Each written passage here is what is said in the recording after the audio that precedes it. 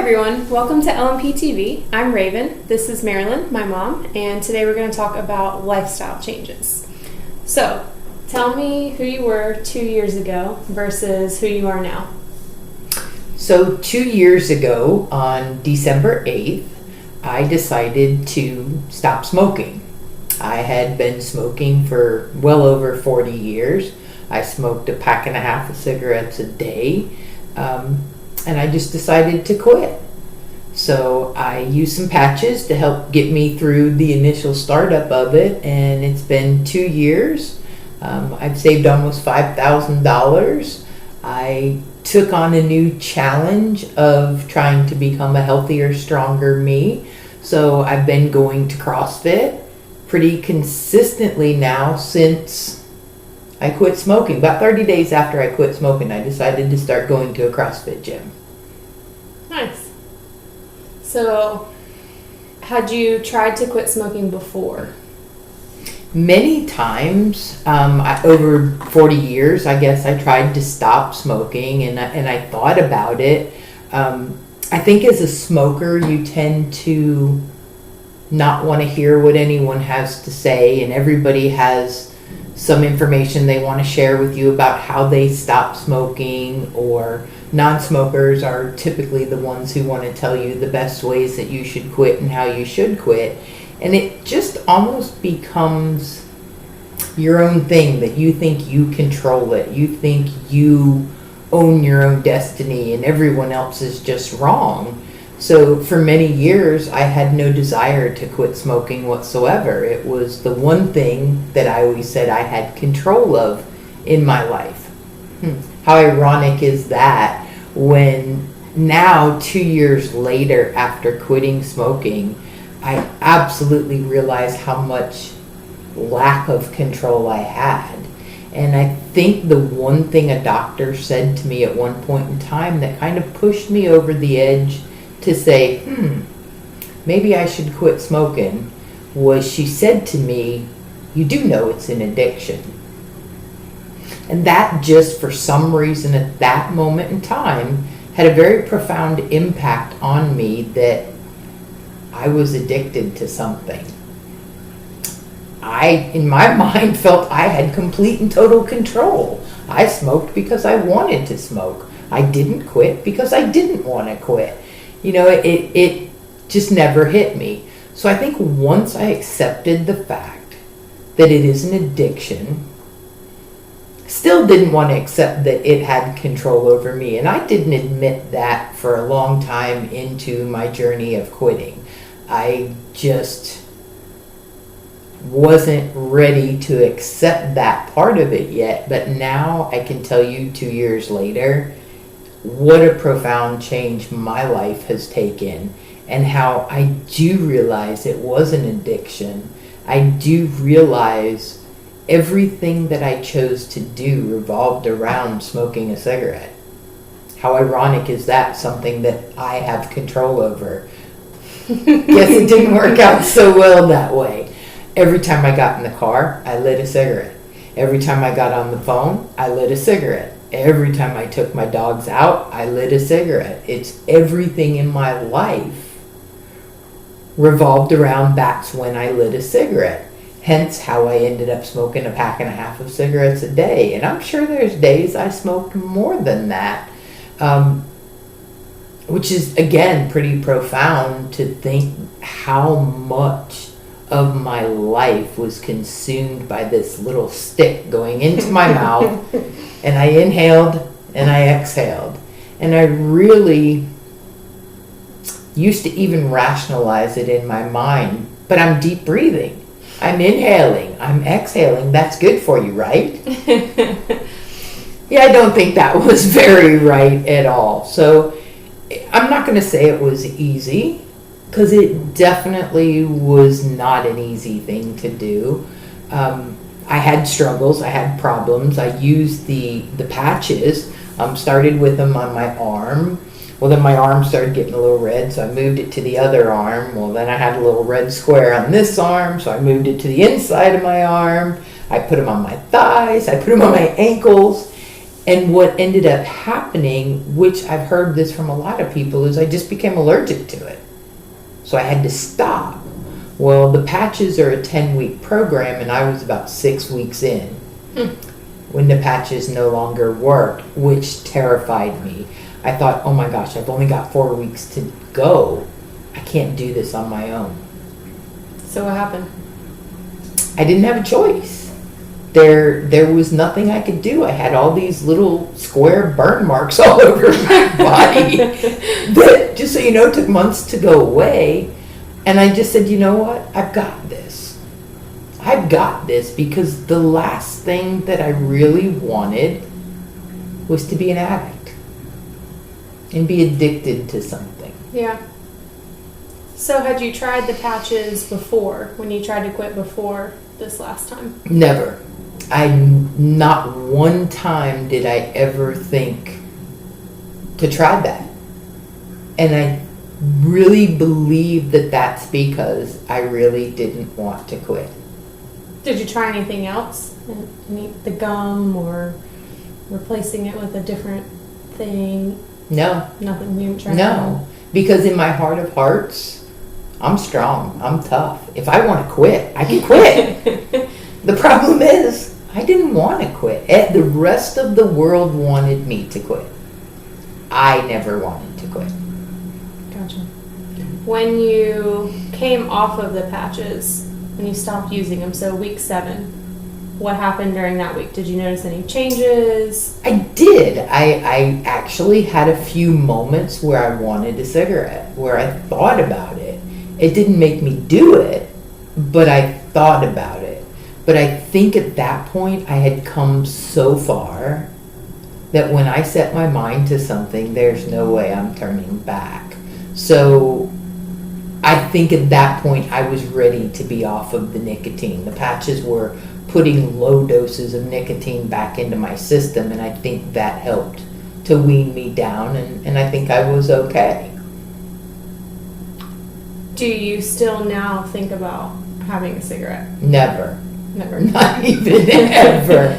I will tell you, in the beginning, I would find myself driving down the road missing that inhale and exhale. So I would drive down the road and I'd go and just think about the action of having a cigarette. And then sometimes when there were no cars around, I'm not gonna lie, I had my little fake cigarette and I would take a drag off of it. I always said part of me not being able to quit was the motion of smoking. Like, I needed to do something with my hands, obviously. Yeah. And that helped me, even off of the patches. I probably did that for several months. But looking back now, do I ever think about smoking? No. The big joke is I can smell somebody 3 aisles away in the grocery store that's been smoking, and it's really odd that it almost makes me nauseous now. Like, it just makes me sick to my stomach, the smell of that. And here I think that's what I smelled like. For 40 years. For 40 years. I have clothing that I had, that jackets mainly, that, I know I smoked in. And I just had to throw them out. Because you can't get that out of your clothing. Yeah. It just doesn't go away. And I don't ever want to be considered that person. Oh my God, here comes another non-smoker into your world. Or a former smoker is what they call them. And I don't think I am that person. I mean, personally, does it make me feel a little nauseous if I smell it? Yes. But I'm not going to share that with the people that are standing there in front of me, because I know what that felt like. I had people do that to me. Oh, do you realize what you're doing? Do you realize how much you're shortening your life? Do you realize how bad it is for you? And I'll be honest with you, that had no impact whatsoever. You didn't care? I didn't care. I absolutely didn't care. I even had a moment with you where you shared with me from a young age all you wanted for Christmas was for me to quit smoking. Yep. I did do that. How Didn't happen. It didn't happen. Not that year. It didn't, because I'll be honest with you, years later when you and I talked about that, I erased that from my memory, because that's how much no one was going to convince me to quit smoking. If I'm going to quit doing that, it has to be on my terms. Mm-hmm. Not necessarily my terms, but it has to be because I wanted to. So the profound story that I have to just jump in here and share is that Raven came to visit 2 years ago on Christmas and had been here 3 or 4 days, and I had not been smoking at the time. I had not told her that I had quit smoking. I just wanted to see this child of mine that, you know, from a young age told me I would never be around when she grew up and wanted me to quit smoking for Christmas, no presents. Well, here she was in my house for, I don't know, 3 to 5 days, somewhere in there. Never once did she notice that I didn't have a cigarette. And it was pretty obvious. My husband hadn't quit at the time, and so he'd be standing outside smoking, and I'd be sitting in the vehicle. You know, you'd think she would notice. No. So I waited until Christmas morning, and Raven was here in the kitchen, and I had her sister on the phone, and I just said, you know, Raven's been here for so many days, and she hasn't even noticed something, and I really want to share it with both of you at the same time. And there was this kind of a hush and a little silence, like, oh my word, what's Mom going to say now? I had no idea what was coming. What has she done now? So I just said, I quit smoking on the 8th of December. And I think we had Christina on Skype or something. And they both just looked at me and didn't know what to say. And I guarantee you what ran through both of their minds was, yeah, right, Mom. This is what you're doing for now. Wait till Raven leaves and she's no longer here, and I'm going to be running back outside smoking 50 cigarettes. Well, guess what? I proved them all wrong. And I'm quite excited about it. And I actually at one point had a garrison commander where I worked who found out that I'd quit smoking. I shared it. And every time I saw him, he'd say, so Flynn, how many days has it been?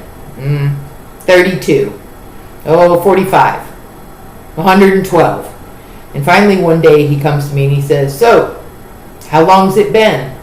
And I said, sir, I don't know how long it's been because I'm no longer a quitter. I now am a non-smoker. And he said, that's why I kept asking you. I was waiting for that response. And I thought that was pretty cool. That kind of made me feel good. So, who or what helped you aside from that? I know you've talked about him a lot and having that revelation of, I'm not just quitting smoking, I am a non-smoker. Aside from him asking you, what was helpful from people? Like, what things did help you along your journey of quitting? So one of the things, and I'll be really honest, I didn't tell a lot of people in the beginning, and I'm kind of glad I didn't do that. You know, I went back to see my doctor after it was probably about the 30-day mark. And I had explained to her, you know, kind of that I had quit and what was going on. And she had shared with me, don't tell people. Don't tell people till you've quit. Because people mean well, but they don't understand when they say, how many days has it been? So what are you going through now? Like, well, let me interrupt you for just a second. So that's, at least for me, I don't know about my sister, but that was one of the things for me why I didn't say anything. Now, granted, I did not notice in the first few days. I guess because I hadn't lived with them for so long. So coming around and suddenly they weren't smoking. You know, I didn't smoke, and I wasn't really hanging out with anybody who smoked, so I wasn't used to that anymore. So it was just normal for us to get in the car and leave. It wasn't normal for somebody to stop and smoke, you know, so I didn't notice. But then after she told us, it was like, okay, don't say anything because you don't know if it's going to happen. You don't know what's going through her head. So it was like, I'm just going to sit here quiet and say okay and let her do whatever she's going to do. So that's... Which was really, I would say, if anyone has anyone who they know that's quitting smoking, less is more. There were very few people in the beginning that I shared with what I was doing. And a couple of them were extremely supportive and helpful, but I was very quick to stop the conversation if I didn't want to have the conversation.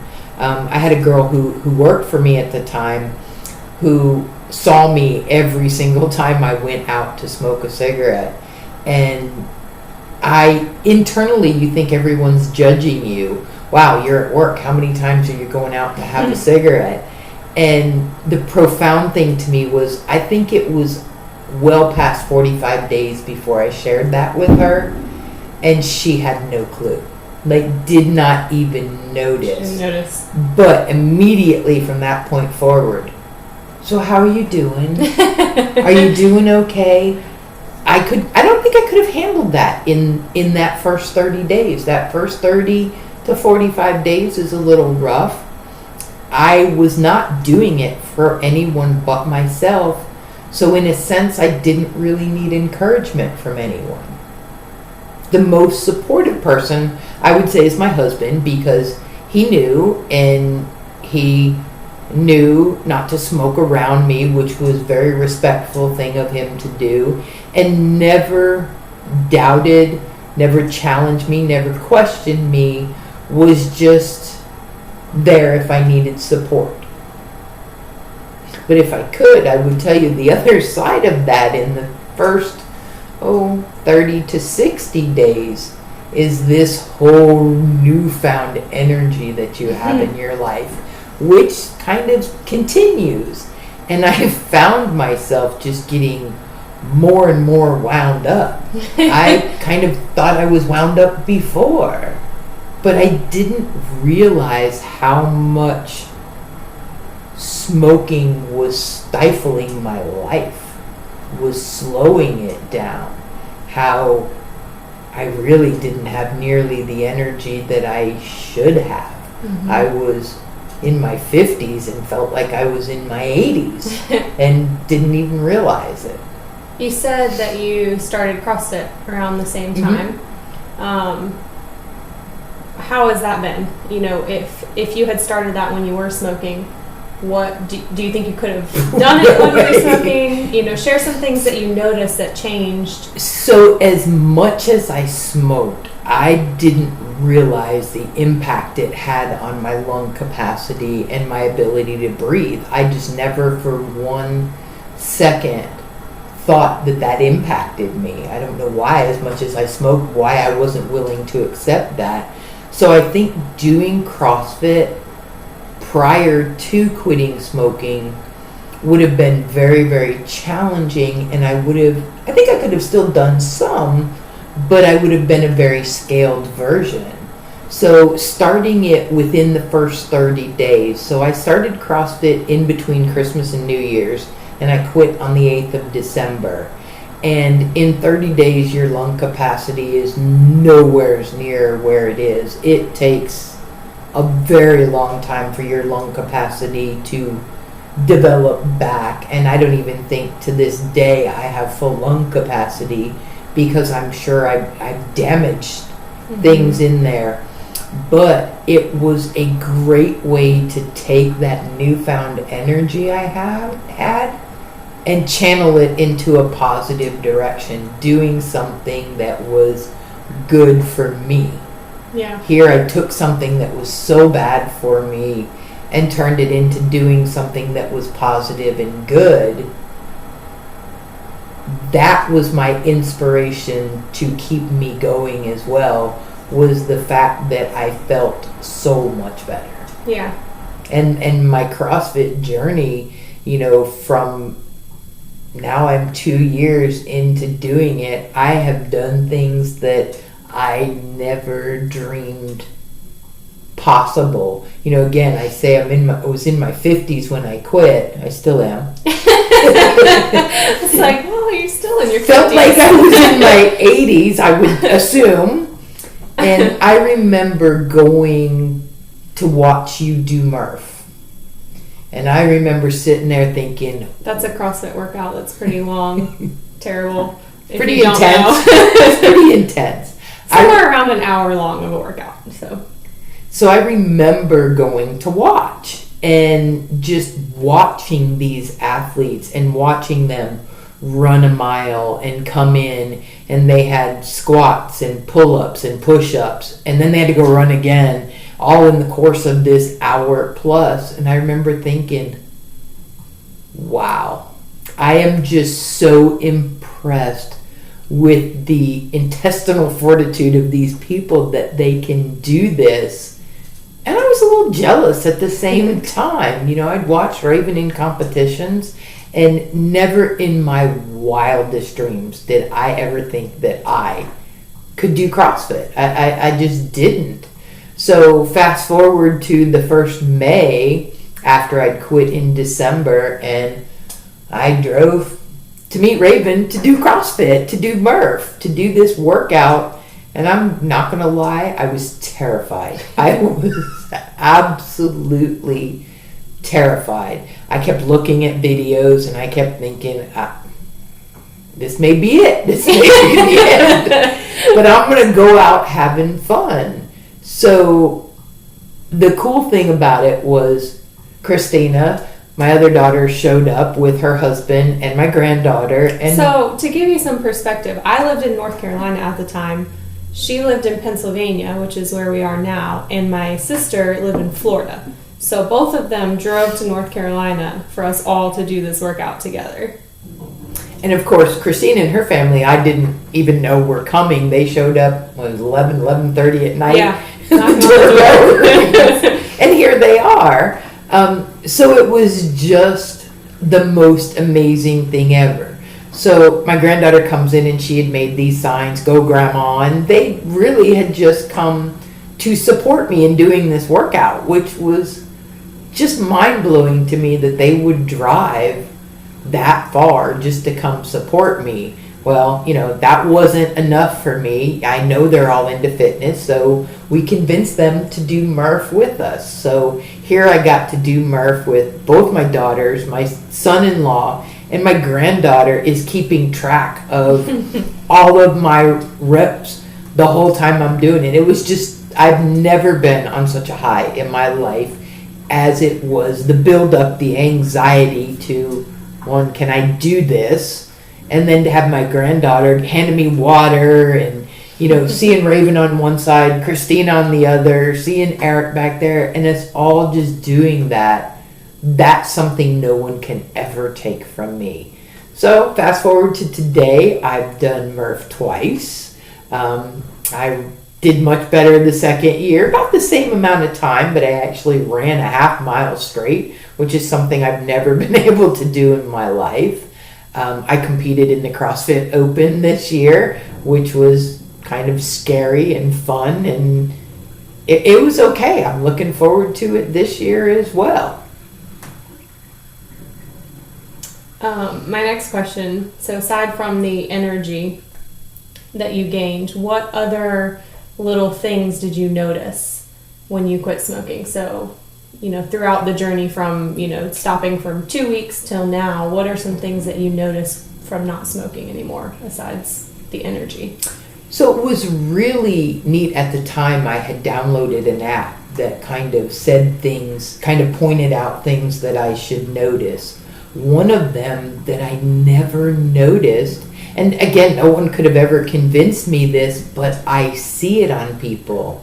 Your skin tone when you're a big smoker is kind of gray. Yes. I had no clue. I can spot smokers anywhere now. And I just didn't see that in myself until color started coming back and people were telling me, wow, your color looks so different. The other thing that took some time is I don't sound like a smoker anymore. I don't sound like a 100-year-old smoker. Mm-hmm. I could hear it in my voice, but again, you just don't want to accept it. So My voice has come back. My skin coloring has changed. Profusely my hands sweat. I don't notice that as bad as what I used to. My lung capacity is definitely much better than it's probably been in my whole life. Now I do give some of that to the intensity of working out and doing CrossFit. Right. But I believe also not constantly bringing all these toxins into your body. I've said this many, many times that I feel like smoking so much and for so long masks a lot of things in your life that you don't realize. Mm-hmm. One of the things that came about after I'd quit smoking was I'd been diagnosed many years ago with Graves' disease, which is an overactive thyroid, and hadn't had a problem with it in years and years. Well, all of a sudden, that problem surfaced again, and I started noticing, the accelerated heart rate, the being a little more wound up than what I would have been just from quitting smoking. And I just believe that was there before. It's just smoking makes everything move so slowly that my hyperness was being counteracted by the smoking that I didn't Right. notice I was having those effects. Right. There were times I remember going to bed at night and feeling like these palpitations in my chest, which very well could have been my thyroid, but I just, you don't want to blame anything on smoking, so you just say, okay, it's not there. Yeah. What about your smell and taste? Oh my goodness. So my sense of smell is so acute. And it didn't start off that way. It didn't happen overnight. I could smell smokers, obviously. And there were times when they smelled really good. And even to this day, if someone is in the act of smoking, it doesn't smell horrible. It's when they put that cigarette out, or it's been laying there, or the lingering effects. Doesn't make me want it by any chance, but it doesn't make me ill. That continues to get more and more acute every day. But I also notice, Raven used a different soap the other day, and I was just like, that smells so good. And every smell, I am so acutely aware.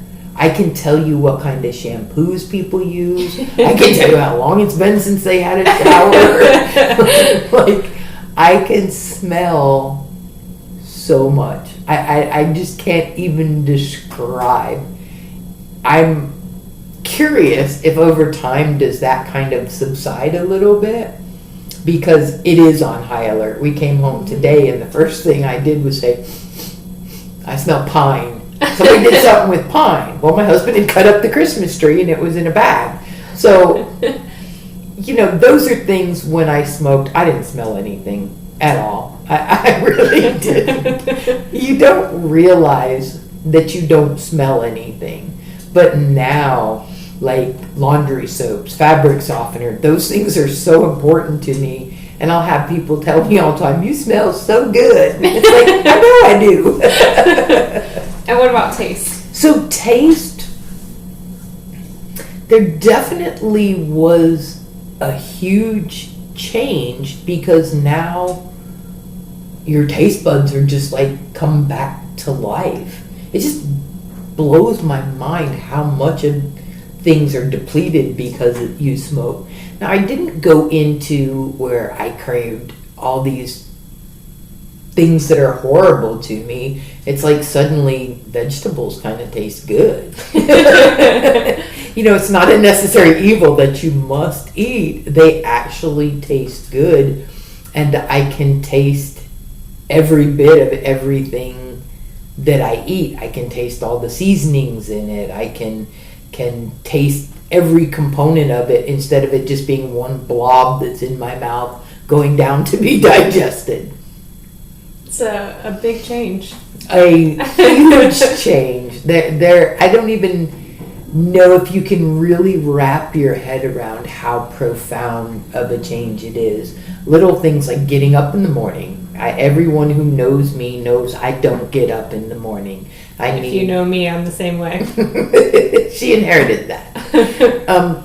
Multiple alarms, multiple snoozes on them, and I just used to drag in the mornings.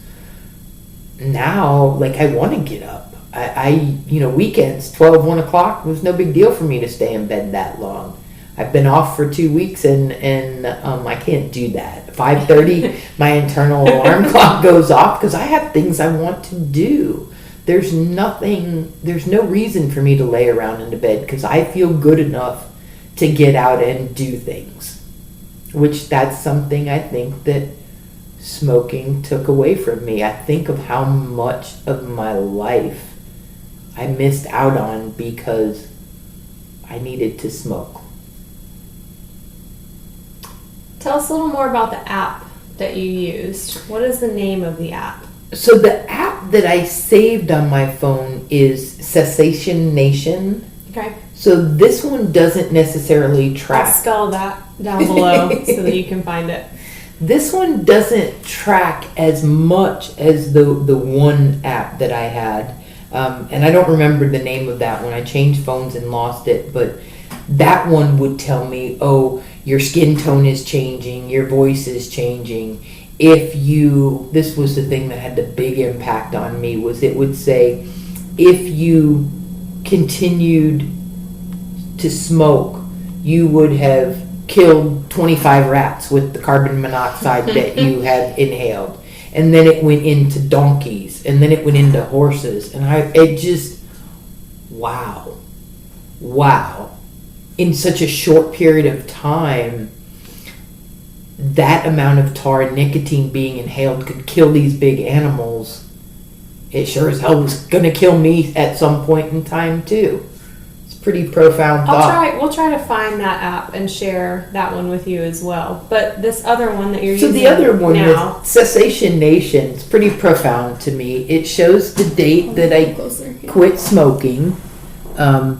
The next is how much time. So it's been 751 days since I quit smoking. I'm embarrassed to say that I've saved almost $5,000. Now, I don't know where that money went because I surely don't have it. But the next one, I would have smoked over 15,000 cigarettes in 2 years. That's crazy to me. That's a lot. Just something to think about. Pretty profound. So, the big thing that you and I talk about all the time is the little piece that you didn't just quit smoking, you're a non-smoker. Now, in health terms and in other people's eyes, you're still a person who used to smoke because that damage was done for 40 years. But from a mental standpoint, you're a non-smoker now. Correct. You're not somebody who just quit smoking. You are a non-smoker. Correct. So that was a lifestyle change that you made. Correct. Not just a decision to do something. It was, I'm going to change my whole life. Correct. So what advice would you give somebody who maybe wants to quit smoking, make that change, or even any other changes in life in general? Just the act of making a whole lifestyle change. What advice would you give somebody?